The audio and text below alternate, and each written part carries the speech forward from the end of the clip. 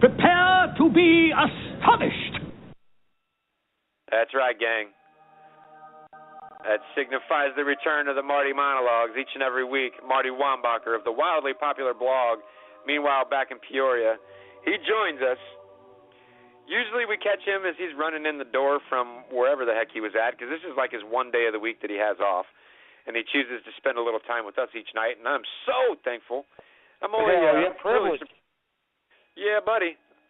Can't wait to see what he's got for us this week. It's the Marty Marty. No, I can't even talk anymore. Gah! Marty Monologues. Wombacher. The Lonely Dial. Hello. Hey, Marty. What's cracking? You there? Marty? Where Are you there? Yeah. What are you doing? I'm here. I'm talking to you on the phone. What do you think? I thought you might have been, I don't know, picking your butt. Who knows? Yeah, I won't tell you what I was picking. Let's just say I'm picking and grinning. There we go. Dick picker. Good Lord. So I saw you went to lunch with Ken and Thomas the other day. How was the buffet, man? Really good. You know, have you guys ever tried that?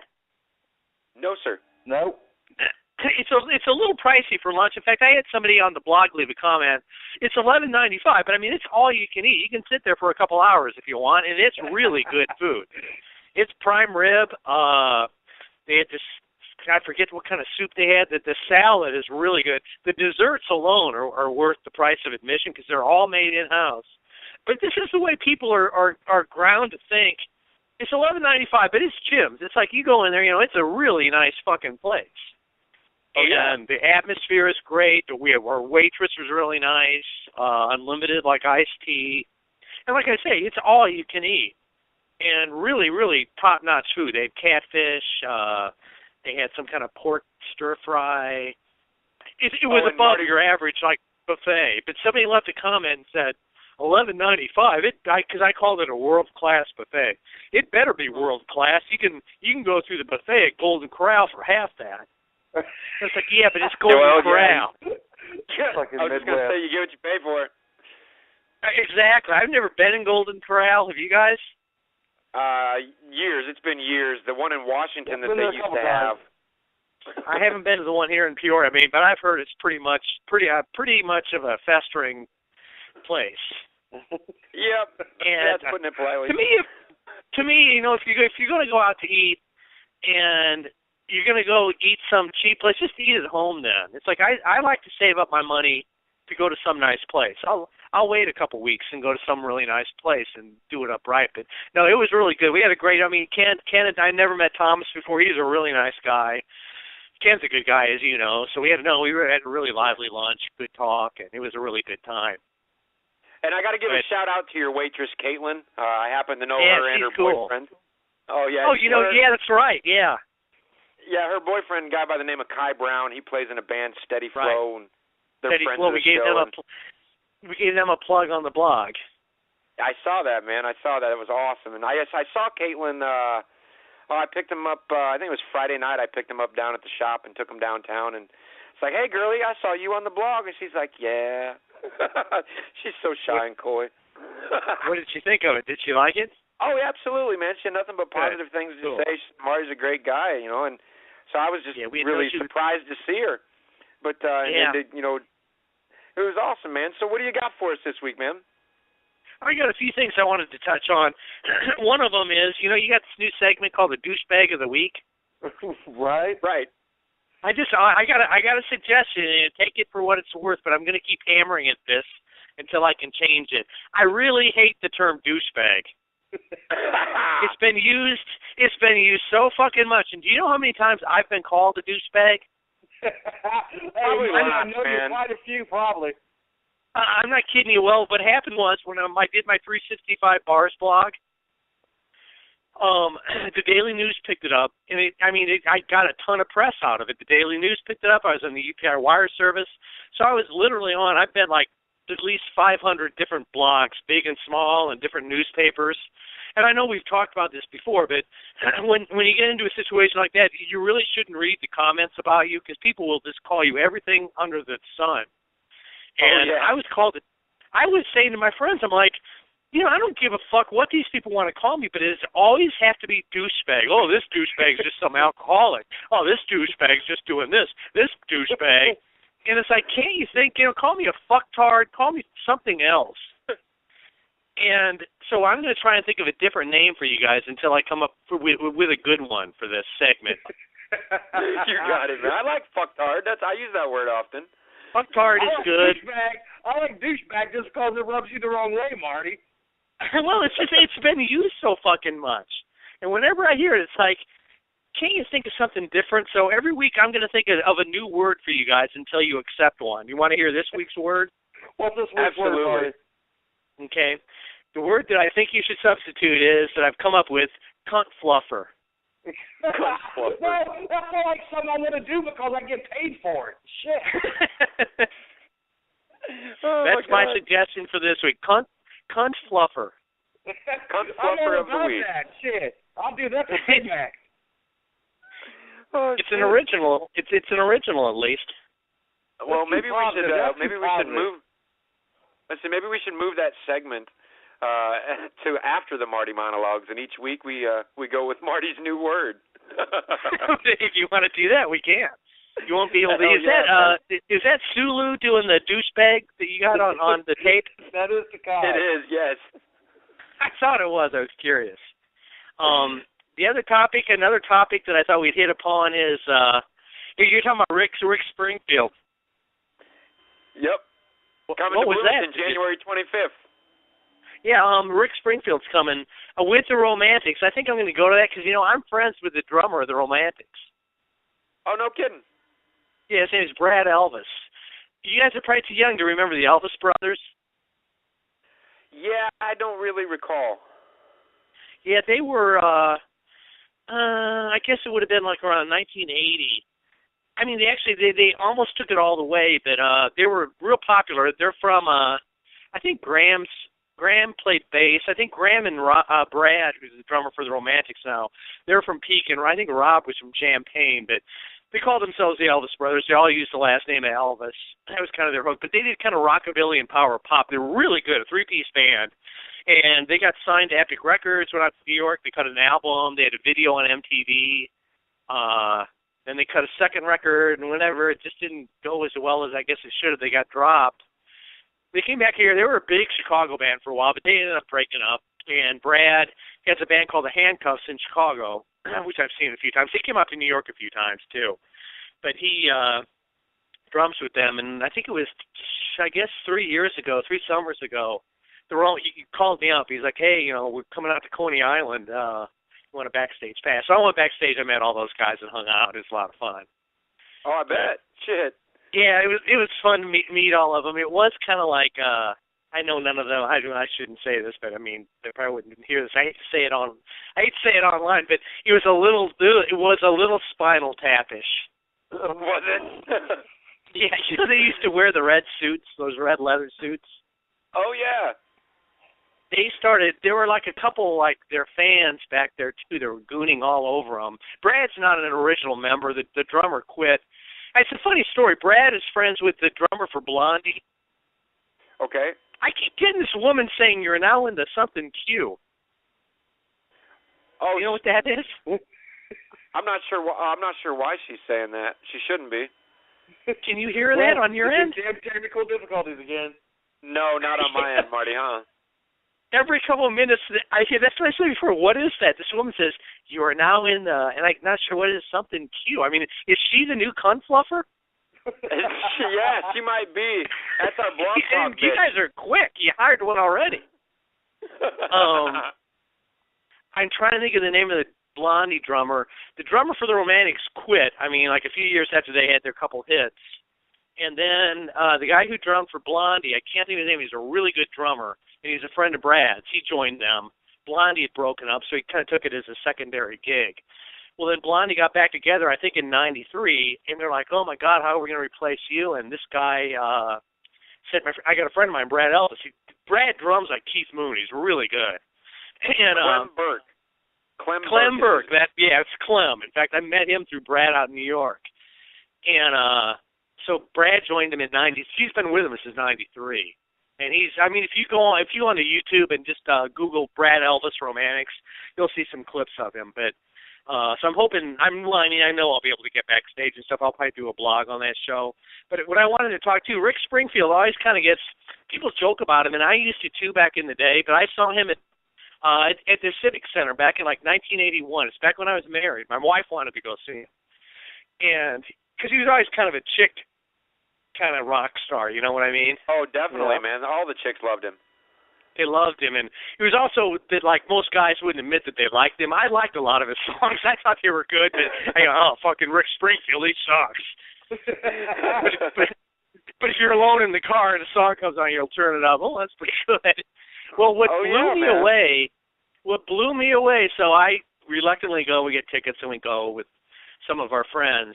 And we're watching him in concert. Have you ever heard this guy, like, wail on guitar? Oh, he plays a hell of a guitar. He went into this, he had, like, in the middle of his show, he did, like, this guitar solo thing, and it was like watching Hendrix. It was insane. I had no idea. And most people don't, and, he does. He gets shit on a lot in that, and, no, I couldn't believe it. I was, me and my wife, I remember my brother was there and his girlfriend, and, like, everybody's jaw was, like, hit the ground. They're like, Jesus. He's really good. So if you guys get a chance, you got to go to the show. I think I will. If you guys go, let me know. I'll hook up. For sure. I'm just looking now at the calendar to January 25th. It's a Sunday night, bro. I'm off work. Oh, that's perfect. Oh, we ought to all go. Hell yeah, man. That's a road trip. We got a road trip, Big Nasty. You guys want to do it? We're going to go. Hell yeah, man. All right, I'll call Brad. I'll see if we can get backstage passes. I'm almost sure we can. Dude, that'd be freaking awesome, man. It'd be a great blog for you. It'd be a great story for our show, and just to get to meet those guys. As much as folks, rag on Rick Springfield, and even I poked a little fun at him at the beginning. Yeah, everyone does. It's the music that I grew up with. I was an '80s kid. That'd be like. How many people like him have hung on to a career, and he's still playing to like sold out shows. Granted, the audience is a lot older, but he's maintained his base. He's been smart about keeping his fans. If you go there, and I've seen like on TV and stuff, they had like a behind the music type thing about him because he dealt with like heavy depression and stuff for a while. He was pretty messed up. I recently seen Rick Springfield on Dave Grohl from the Foo Fighters just did a documentary. I saw that documentary. Yeah, Sonic Highways, where he did songs with like Paul McCartney, and he did one with Rick Springfield, and it was amazing. Rick Springfield could play the hell out of a guitar. Yeah, no, it's funny. I saw that same documentary. That's a really good documentary. So Rick Springfield and the Romantics, January 25th in Bloomington. You know what? The Marty. I'll try and get hold of Brad within a week or two. And would it just be the three of us? Would it be the three of us? Yeah. Would it be the three of us? Yeah, just be the three of us. Yeah. Okay. Could one of you guys drive? Because I'll be drinking. Sure. I'll volunteer to drive that night. Really? I'll pay for gas if you drive. Sounds like a date to me, man.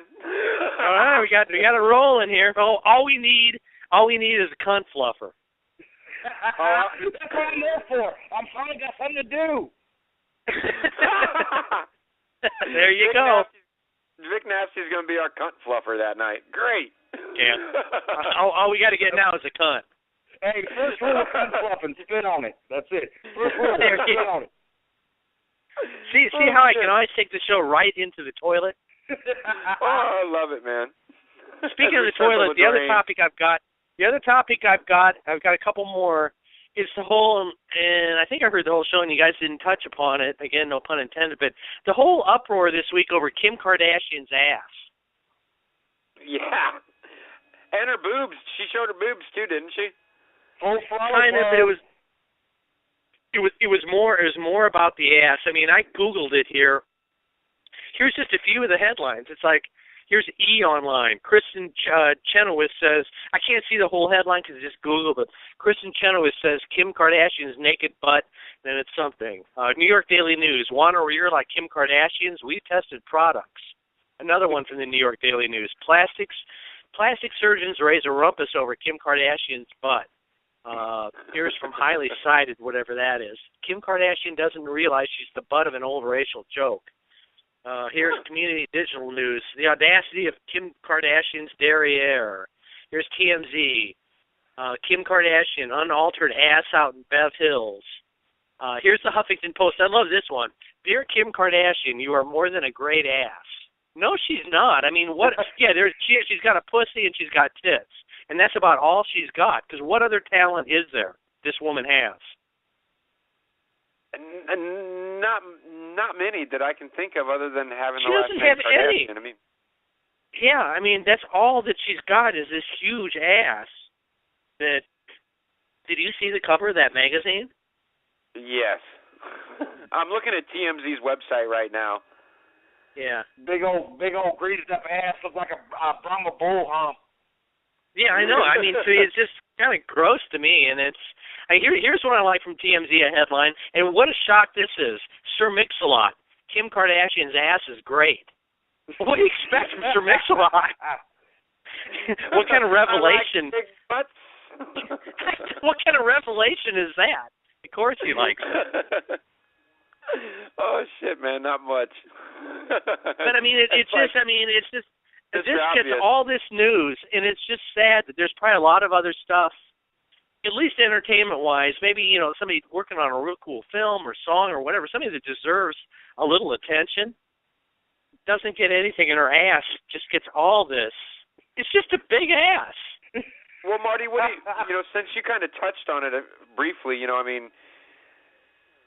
She has, I guess, started a clothing line and got this perfumes and blah, blah, blah. Yeah, but that's none of her. I guarantee you she has nothing to do with any of that stuff. But it all seems to be hinging and riding on that last name. Yeah. And, it's kind of like where we see society today and people in entertainment, they're just famous for being famous. I mean, they really aren't doing anything. It's like Paris Hilton. She kind of started. She was the forerunner of all this bullshit. And the Kardashian, how Kim Kardashian really got rolling was her sex tape that her mom helped her put together and market. Gotta love your mom. Nobody loves you like your mom. Mine didn't go over that much. I'm still wondering why. It didn't, but that's what got the whole train rolling.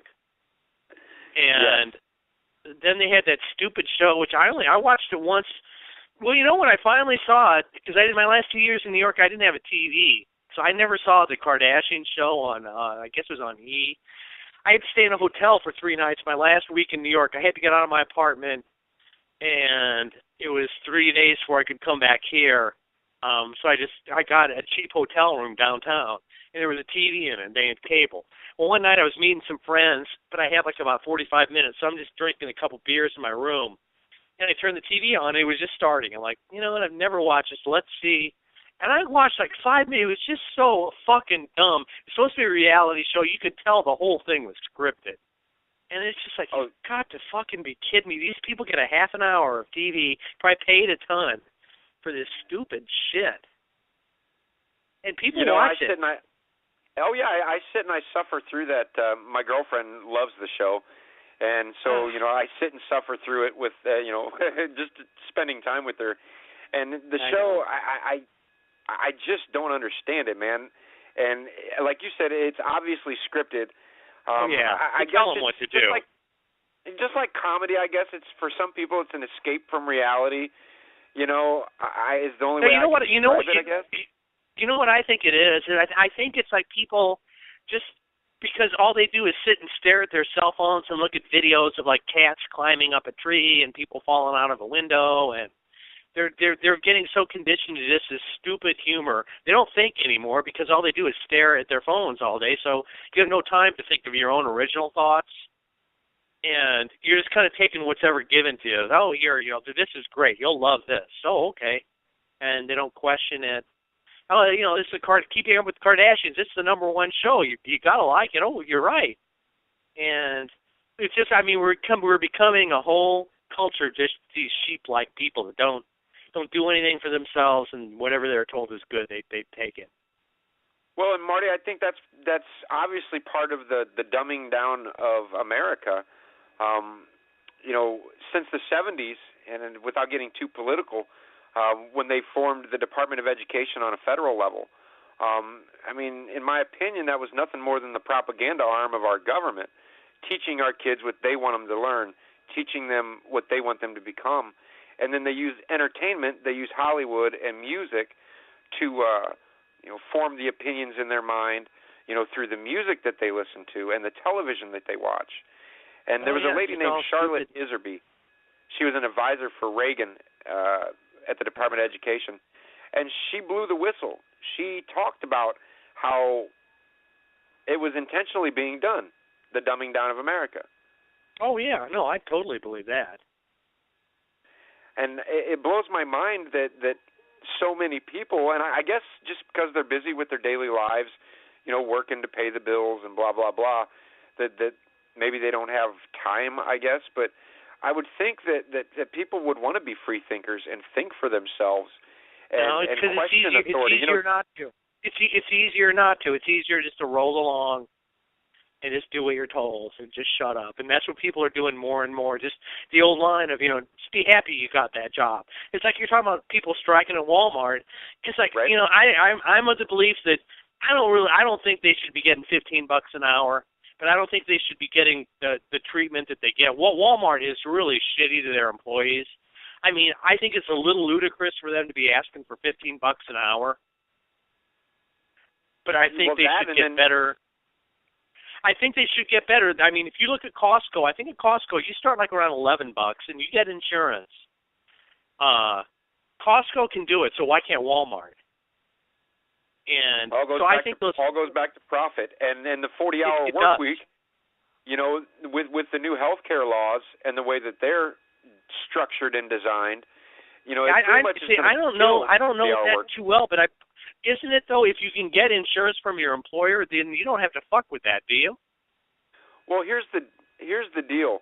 Many employers are not offering health insurance. I know. And the reason why they're dropping it and not offering it anymore is because it's cheaper to pay the $2,000 a year fine per employee from the government than it is to pay their part of an employee's health care. You pay a $2,000 penalty for not offering it, or you pay $10,000 a year per employee to offer it.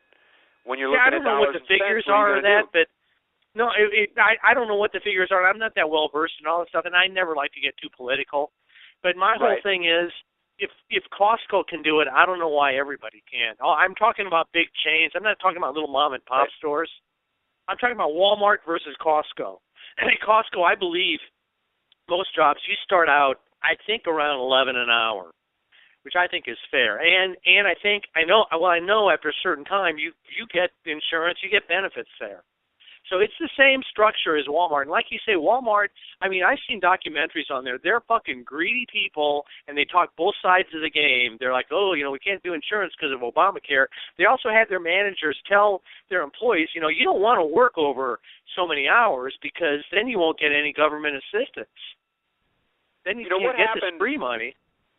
I remember, back in like the early 90s, just out of high school, maybe even when we were still in high school, a buddy of mine got a job at Walmart, and he was excited about it, man. And they did profit sharing. The employees actually, were involved with profit sharing. And Walmart at that time was such a great place to work, and they had just this super awesome image.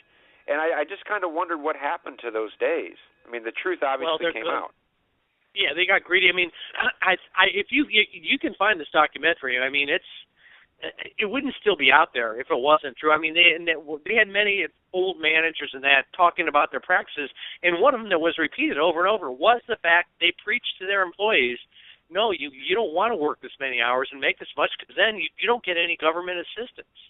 They really wanted them to. But they're the ones crying about Obamacare and everything. So they play both sides of the fence for people. Yeah. I think Walmart is evil. I don't like them. I don't know how we got onto that topic. Who knows, man? But, it leads me to another thing. Fascism, or corporatism. We see our society here in America today, and again, without getting too political, but, it's called capitalism. But when business and government merge like that and you can't see the line between the two, that's fascism, or as Mussolini called it, corporatism. And that's where I see ourselves today. Yeah, no, I know. No, the two should never really meet. But boy, howdy have they. Well, but also speaking, while we're on retail, this is my last little topic that I had. Was I went out? I don't know if you saw it. I went out to the mall last week. I sat on Santa's lap. Were you a good boy? I think so, because I think Santa got a boner when I was on his lap. So I guess I'm a good boy. I walked around the mall though. I walked around the mall before I did the thing, and there was one store that blew my mind. It's called FYE. Have you seen this? Yes, for your entertainment. Yeah, music movies. Well, my caption to that was music movies. Hey, FYE, here's a little FYI for you. That shit is all free on the internet. Who's going to go there and buy this stuff? And then I was walking around looking for funny stuff. Well, I saw this sign, and it says extra festive hours. Thanksgiving Day, 6 to 1 a.m. Black Friday, 6 a.m. to 10 p.m. Then I wrote extra festive hours. The mall is open Thanksgiving night and the next day at 6 in the morning. Extra festive indeed. Unless, of course, you work there. Then you're screwed, blued, and turkey tattooed. I wonder if anyone in the management of Simon, who owns the mall, is working Thanksgiving evening. I don't think so.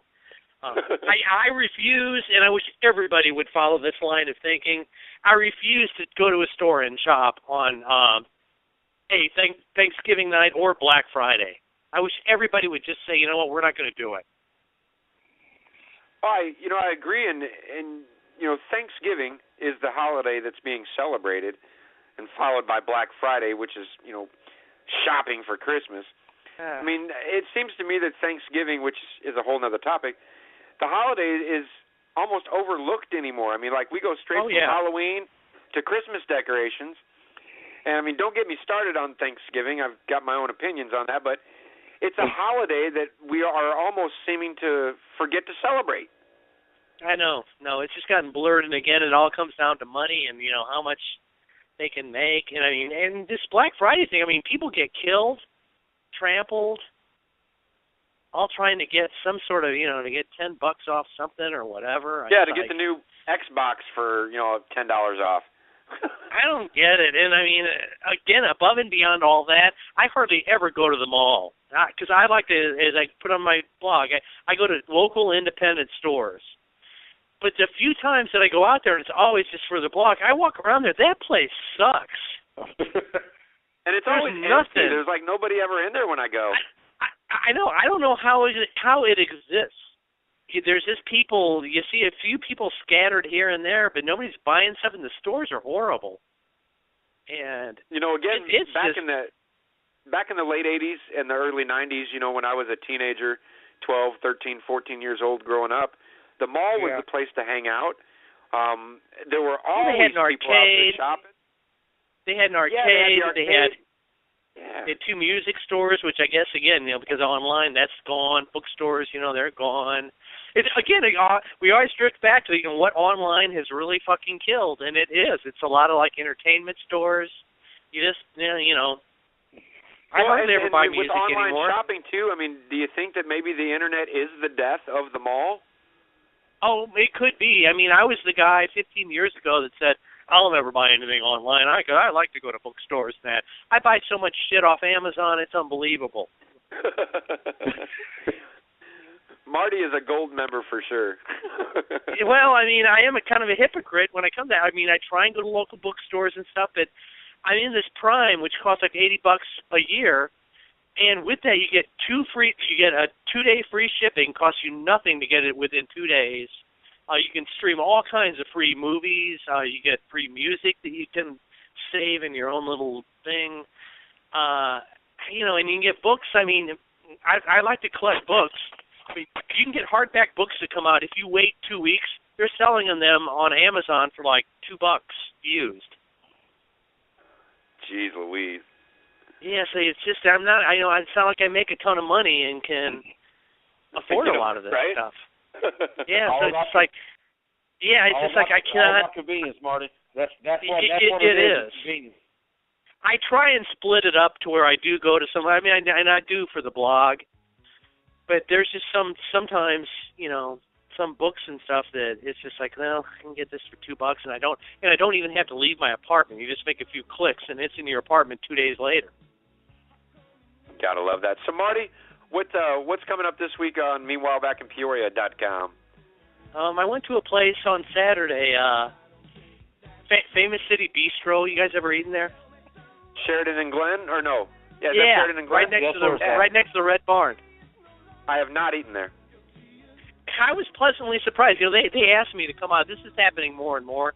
The manager sent me an email and said, "Oh, we love your blog. You know, if you'd ever want to come out and review our place, we'd love to have you as a guest or whatever." And I thought it was a chain. I wrote her back. I'm like, you know, I don't do chain restaurants.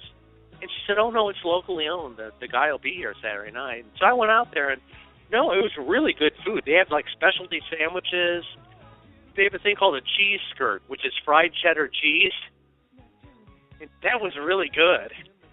Sounds good. I love fried stuff. Well, this fried cheddar cheese was so I've never had anything like it. And Tuesday is my 42nd week of pizza. Man, that's a lot of pizza, bro. I know. I only got 10 more weeks and I'm done with my year of pizza. I went to. You guys ever been to Whitey's Tip Top on Sheridan? No, is it good? It's an institution. It's been there forever. But I didn't know they had pizza. Yeah, years ago my dad tended bar there when I was like 10 or 12. I spent a lot of time in that bar. Yeah. He probably served me beer. Well, his name's Lee White. He looks just like me, but with long hair. So I don't know. He probably did. Yeah, I mean, because I used to be in there all the time. But they have pizza in there. I know Whitey. Huh? Oh, go ahead. No, I've known Whitey, who owns it now. I've known him forever. And I didn't know they make pizza. Somebody sent me an email and said, "Oh, you know, why don't you go to Whitey's and get a pizza? It's really good." I just thought they had like Butch's Pizza, which I love Butch's Pizza, but I called there and talked to Whitey. I'm like, "You guys make your own pizza?" "Oh yeah, man, everybody loves it." So I went there. That's coming up on Tuesday, and I'm trying to think what else. My friend Michelle, we're having a birthday party for her tomorrow. That'll be up on Wednesday. So I'll get some stuff coming up. This week was a huge week for my blog. You just never know how things are going to go. Yesterday, I did a thing I went and got a McRib from McDonald's. Oh boy! It was just fucking horrible. But I did a little riff on it. It really kind of blew up on Facebook and that. And then today's post is by my friend Bob Gordon, who owns Acme Comics. He did a thing on old grocery stores that has just gone wild. The Santa Claus thing went really big. The McRib yesterday went nuts. Today, in fact, I'll go look at it right now to see how many likes he's gotten on Facebook for this thing. Parts is parts, Marty, when it comes to that McRib. What's that? I said parts is parts, man. Boy, that was, I hadn't had one in a long time. It was so fucking horrible. Really bad. I don't know what the appeal is. I mean, I haven't had one in years. The last time I had one, it was so god-awful, I threw like half of it away. That's what I did, too. I took about 2 bites, and then it was the aftertaste. It's like, really bad. It reminds me of something that I'd get from a school lunch back in the day when I was a kid. Yeah, kind of. I mean, but even worse than that, you're paying for it. So, but a lot of people identified with that. I had some good photos up from that. In today's post with the supermarket, Bob did kind of like a history of the old supermarkets and grocery stores in Peoria. Like on Facebook right now, it's already got like 97 likes. Oh yes, did he make mention of? I'm going to it now. Thompson's and Randall's, the old IGA stores. Yeah, those are on there. Hell yeah, I'm trying to pull it up now to take a look, man. Give this a read when we get done with the show here. Yeah, he talks about Thompson's sweepstakes. Yeah. Well, he and Bob came up with that. He said, "May the Schwartz be with you." Yes. I mean, that old Benny Schwartz. That was a reference to Ice Pirates, wasn't it? Yeah. Spaceballs. Yeah. Spaceballs, that's right. Spaceballs. Spaceballs, yeah. The old, that old Ben Schwartz it was right across from where the bistro is now. That was like a real classic Peoria store. I remember going there. They had a soda fountain in there. They had just all kinds of shit in there. Yeah, the Ben Schwartz stores, they had one up in the Heights there at the corner of Prospect and Marietta. And then there were all the John B. Yeah, they had the last one that I remember, John B. was on Prospect there. Yeah. Just There's south of Ward Drive, and I used to go in there for their lunch. Yeah. Yeah, they're all gone now. Thompson's used to have like about 6. They had one on, well, you can read it in the Post. There was one on Western. There was one on Sheridan. They were all over. And Thompson's always were unique because they're and Bob talks about this within the Post. Their floors were always carpeted. Yeah.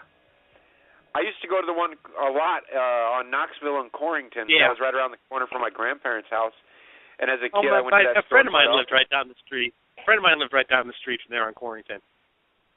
Yeah, and that neighborhood, man, used to be such a cool neighborhood, but nowadays, woof. Yeah, I know. That East Bluff is something else. Yeah, it's a little dicey. I used to live down there. I can't think of the street. I lived on across from where there used to be a Walgreens. I think there's a Kroger down there now. But that neighborhood, even then, this is like 1980, 81, back when I was married. It was a little dicey then. And right. Now it's like, you need a fucking machine gun if you want to walk around there now. And that's broad daylight. Dude, Marty. I know, exactly. I think it was 2 years ago, I was at the intersection of Wisconsin and Fry, right there in front of the brand new Glen Oak Grade School. And I'm stopped at the stop sign, and I saw this kid. He was coming at me on Wisconsin, like he was coming from Glen Oak towards McClure. And he was on this little dirt bike just giving it hell, you know what I mean? It had like a little lawnmower motor on it. He had that thing wide open, just giving it hell. And his right hand was dangling down at his side. And as he blew past me, I noticed that he had a pistol in his hand. Jesus I mean, Christ. This is like 6 in the afternoon. Yeah. It's a little frightening. Like, whoa! I hit the gas and got the hell out of Dodge, man. Let me get out of here. Shit. Yeah, I know. Oh, shit. Well, Marty, listen, it's been a blast this week. We always look forward to talking with you. Oh, me too. It's always a lot of fun. You never know where it's going to go. Never. And we look definitely, hopefully things pan out for the Rick Springfield and Romantics show over in Bloomington on January 25th. That would just be an awesome experience, man. I'll call Brad. I mean, we'll probably have to buy tickets, but I know he'll get us backstage passes. Cool, brother, man. I'm looking forward to it. I can't say thanks enough. That'll be fun. Shit. Oh, no problem. Right. All right, well, it's a road trip. Meanwhile, back in Peoria and the Big Perm Show, we're going on the road in January. There we go. Right on. Well, Vic Nasty, you got any final words for Marty tonight? Hey, Marty, keep grinding out there and stay away from the McRibs, man. I'm going to. You know it, old cunt fluffer. All right, Marty. Until next Sunday night, we'll talk to you. You be well, my man. You too. Thanks a lot, you guys. We'll see you next week. You're welcome, bro. Later. Okay, bye. All righty. Once again, Marty Wombacher of the wildly popular blog, meanwhile back in Peoria.com, with the Marty Monologues. Kind of like the Vagina Monologues, but with a real dick.